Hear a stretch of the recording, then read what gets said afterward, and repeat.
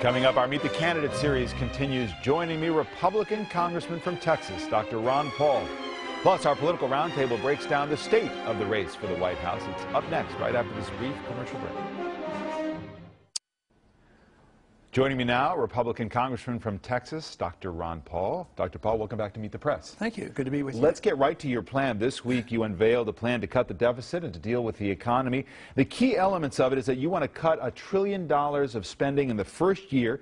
To do that, you would eliminate 5 cabinet departments: energy, housing and urban development, commerce, interior, and education. On Monday in Las Vegas, you unveiled the plan, and this is what you said about it. I have a personal conviction that this will not hurt anybody. You cut government spending, that goes back to you. How is that possible that a draconian cut like this would not hurt anybody, particularly in this economy? Because we have to take this money from the economy, and the politicians get to spend it. So that's a negative. It hurts the economy. After World War II, we cut spending by 60% and cut taxes.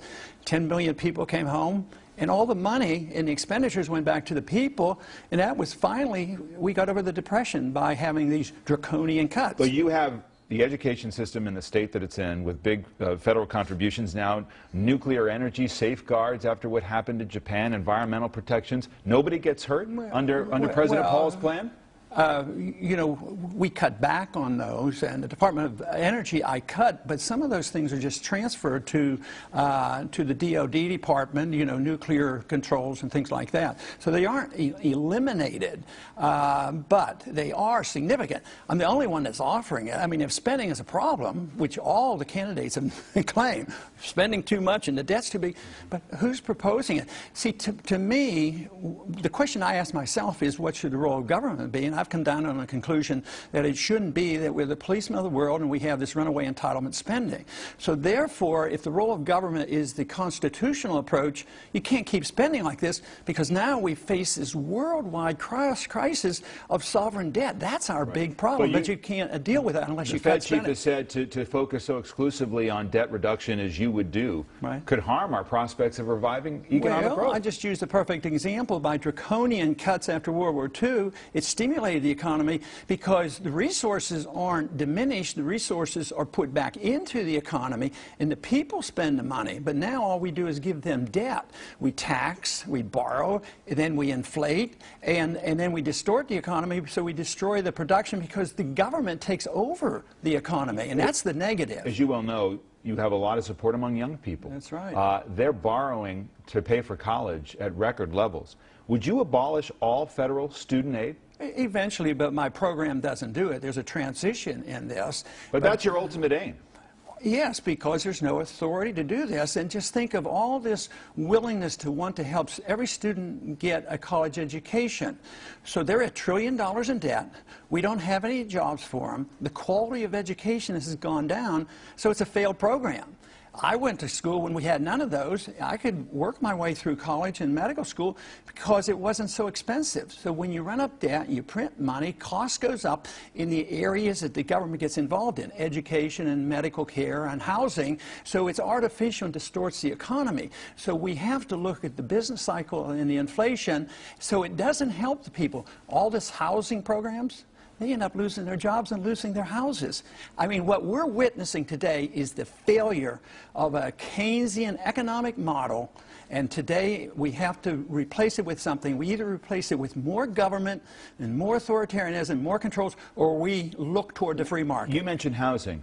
You would like to get the federal government out of housing completely. And right now, the mortgage giants, Fannie Mae and Freddie Mac, guarantee 90% of the mortgages in this country. So you'd get rid of the government's role. Sure. The government's always had a role in housing.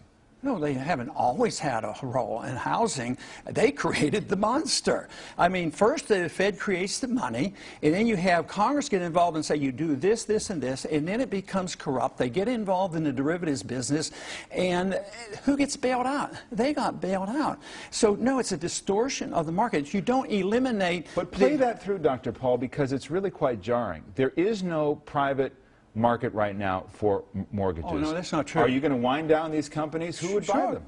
What Well, happens put 'em to up- housing prices, to the housing market? Well, it would be, the system would be cleansed. It would have been over and done with by now. You but say all we did- cleanse, so the market would crash again, and you think that's no, acceptable? it should have had a sharp correction because it was artificially manipulated. Once you get this distortion, you have to correct the mistake. So you do what we did in 1921. You allow the correction to occur in 1 year, and you go back to work. If you keep transferring the debt from the private owners or the pseudo-private owners, the Fannie Mae's and the Freddie Macs that participated in the bankruptcy, you bail them out, and you bail out the banks, and you bail out the Wall Streeters, you dump all this debt on the people. Let me ask you a couple things about foreign policy. Iraq. You don't actually believe that troops will ultimately come out of Iraq, do you? Oh, no, I don't. We'll change their names. I mean, we're going to have, they've already admitted there'll be 15,000, but, you know, they've morphed the private sector with the military. The CIA and contractors, it's a mixture. But there's going to be 15,000 in the armed camp, you know, the fortress, the embassy, the biggest embassy in the world. Al-Sadr, who is the champion of national sovereignty for Iraq, he says that is still occupation, and occupation is the key word for why we should look out. There's a civil war going on in northern Iraq. The Turks have already put troops into Iraq. Turks are now allying with the Iranians because there's civil strife up there. That is a consequence. The Christians have been run out of Iraq, and ironically, there were no Al-Qaeda in Iraq. They're there now. So there's nothing but chaos. We are going to have a military presence there, undoubtedly. Under President Paul, Osama bin Laden would likely still be alive, so would Muammar Gaddafi. No, I think that's wrong. You would have ordered the kill on bin Laden? I voted for it. I voted for the authority, but I thought shortly thereafter, they didn't go after him. We had him trapped at Tora Bora, and we should have had him there. We shouldn't have gone in the nation building. We dropped the ball. We went in and started a war in Iraq. But you supported the effort then to get him? Oh, absolutely. I voted for it, but it should have been done, you know, in 3 months or 2 months. But also, when it started lingering, I argued against occupation, against the war, and I reintroduced the notion of a letter of marque and reprisal and targeting one individual rather than saying we're going to declare war against the world. And now we're in all these countries, and it's an endless fight, and there's no end in sight. You actually, in October at the Press Club, described our foreign policy this way. I'll show it for you. We have crossed that barrier from republic to dictatorship, to tyranny, to empire. To empire. If you look at what happened in Libya, do you believe that the United States has a moral responsibility to deal with humanitarian crisis anywhere in the world? No, only voluntarily. We don't have authority in the Constitution to get involved in internal affairs or getting involved in entangling alliances. The Constitution doesn't give the authority. They get us into more trouble. They undermine our national defense, and they cause a lot of trouble. If you want to do it voluntarily and get involved, you can volunteer and go over there and don't send your money. But I don't, as a president, have the authority to go. If our national security is threatened, then you do it properly. This president now has gone in there on his own. He has flaunted the responsibility to go to the Congress. He doesn't get permission. And we went over, that wouldn't have happened without our money and our drones and our missiles and all, and it happened. So we're responsible for the chaos. Do you think the drone war that this administration is waging is illegal? Yes, it is. It's illegal under international law, and there's no authority in our Constitution that we can just willy-nilly drop bombs on anybody that we want. We kill innocent people this way. Why do you think people hate us? Because there's so much collateral damage. You see, oh, this is a bad guy. We'll drop a bomb on him and kill him. Well, we might hit him, we might miss him, we might hit another car, and then you kill 10 other people. What would we do if they did that to us, David? We would be a little upset if China did that to us, wouldn't we? You said in 2000 that the prospect of Iran attacking Israel was like the prospect that it would invade Mars. Well, I didn't use those words, but essentially that might be right. the no, assumption. you actually did. I looked at the transcript. Yeah. Okay. And the reality is that the biggest existential threat that Israel faces is from Iran. If Iran attacked Israel, would the United States under President Paul intervene? They wouldn't need to. Israel has 300 nuclear weapons and missiles. The odds are so remote. Iran can't even make enough gasoline for themselves. They have to import gasoline. So they don't have intercontinental ballistic missiles. They don't have a nuclear weapon. There's a big discussion going on how far along they are. And I was in the service and lived through the 60s. The Soviets had 30,000 of them, and they were going to bury us.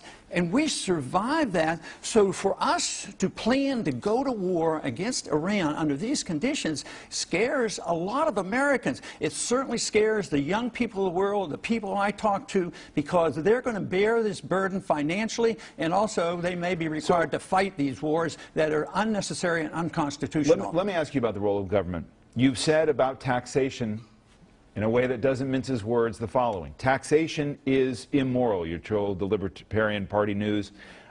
Would you scrap the tax code altogether? That'd be a pretty good idea, a pretty good start. I can qualify it if I'm allowed. Taxation is theft.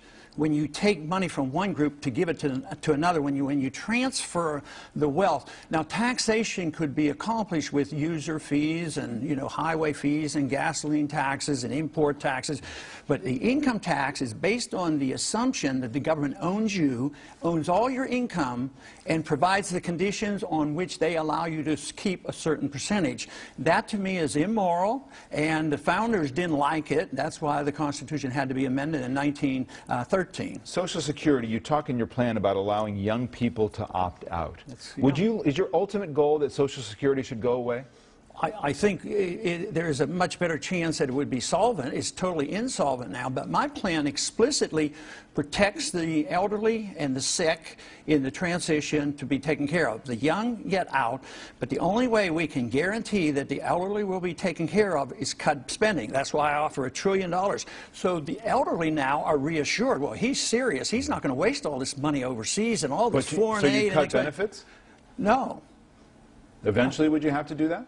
Not if young people are opting out and not paying in. I would balance the budget. There would be no inflation, no reason for increase in cost of living increase. And in time, I think you could raise this age. Mine was 25 and under, but it should. The only complaint I've gotten so far is somebody came up to me, he says, I'm 26. Why don't you let me get out? And I think that's what the move will be, because they want to. People want to assume responsibility for themselves. Let me ask you about politics in this primary fight. You said you were disgusted by some of the debates that you've been engaged in now. What's turned you off? Well, I guess it's the uselessness of some of this rhetoric. I mean, arguing over who mows Mitt Romney's lawn? I mean, in the midst of a crisis, a sovereign debt worldwide crisis, the biggest in the history of the world, and the financial system of the world is about to collapse. We're about to have another devaluation of not our currency, but our credit rating. This is serious, and no control in the spending. I mean, we're going to have to get a handle on this. We have to quit worrying about who's mowing Mitt Romney's yard. You wrote in your book, Liberty Defined, about the fact that politics doesn't really offer a lot of choices. This is what you said. When it comes to any significant differences on foreign policy, economic intervention, the Federal Reserve, a strong executive branch, a welfareism mixed with corporatism, both parties are very much alike. The major arguments in hotly contested presidential races are mostly for public consumption to convince the people they actually have a choice. Are you saying that if Mitt Romney is the nominee, there's no choice between him and President Obama for voters next fall? Well, you could probably figure out some choices, but you have to figure out which position that we're looking at with Mitt Romney. It changes. But my point is, would there be a change in foreign policy? No, there would not be. Would either one of them work on a true audit of the Fed and a change in monetary policy that the Federal Reserve can't monetize debt? No. Would they address the entitlement system? Would they ever address either one? that we should have concern about our debt and cut something like $1 trillion because we're on the road to fiscal insanity and a breakdown of the world financial market? No, there would not be a significant difference between the two, although on the edges maybe. I think Mitt Romney now is probably very sincere about his right to life issue, and probably on the tax issues there would be some differences. But the big issues, the big policies, regardless, I mean, Obama was elected as a peace candidate and expanded the war, and he goes into war without even congressional approval. I mean, when the Republicans get in and they're against, you know, regulations, they give you no child left behind prescription drug programs and Sarbanes-Oxley. So no, the regulatory system, the spending, the deficits, the printing of money, they stay the same. And that's what the streets are telling us. Whether it's the occupiers or whether it's the Tea Party people, they're saying enough is enough. They want some changes, and that's what they're looking for. Dr. Paul, we'll leave it there. Thank you very much. Thank you.